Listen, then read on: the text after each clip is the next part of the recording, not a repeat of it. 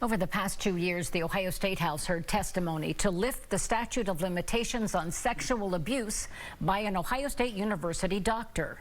It just makes you feel like that we're just pawns in this game of people. As it turns out, some lawmakers never had any intention of passing that bill. The explanation is next at 11. A shocking revelation for victims of sexual assault at the hands of Ohio State University Dr. Richard Strauss.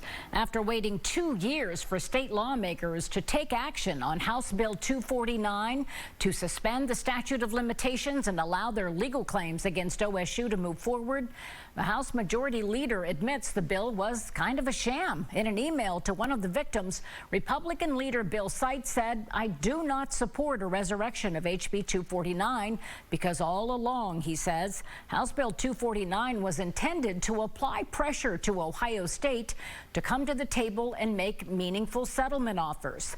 Seitz called the bill flawed and said lawmakers never really considered suspending the statute of limitations.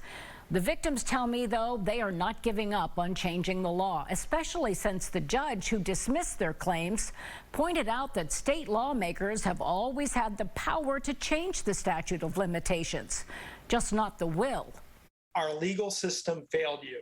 He said that. Those were his words. That the legal system failed you, that OSU failed you, and now the legislators, it's in their court not to fail you. And that's why Strauss victims were stunned to learn House Bill 249 that they hoped would suspend the statute of limitations was always doomed to fail. Bills are always introduced for a number of reasons. Sometimes they're introduced to get leverage. Sometimes they're introduced to start a conversation. Sometimes they're introduced in hopes that they pass. Seitz says this one was never meant to pass, and in his email pointed out that if it did, other abuse victims would then want the same help. If you look around the country, you will find many, many Catholic dioceses that have gone bankrupt as a result of decisions in other states to suspend the statute of limitations. You will find that the Boy Scouts are paying out an unbelievable amount of money to settle claims. So he's telling all of us constituents in Ohio that he's worried about protecting institutions that cover up rapists and predators. That's insane to me. Seitz says the statute of limitations guards against faulty memories. We want to see justice happen quickly because memories fade, evidence disappears over time. This is really, really great logic. However, when there's an issue of repression, it doesn't make any sense. Chris Graham repressed the memory of being raped by a priest at the age of 14. I didn't remember that when I ran from this priest that someone saw me, that someone helped me escape until I got into therapy. And when I was able to go to the police and they were able to find her and she was able to corroborate my story. Now, the victims of priests and victims of Dr. Strauss will work together. We're 100% determined to unify and to get other people, other sexual assault survivors, to speak up and tell their stories.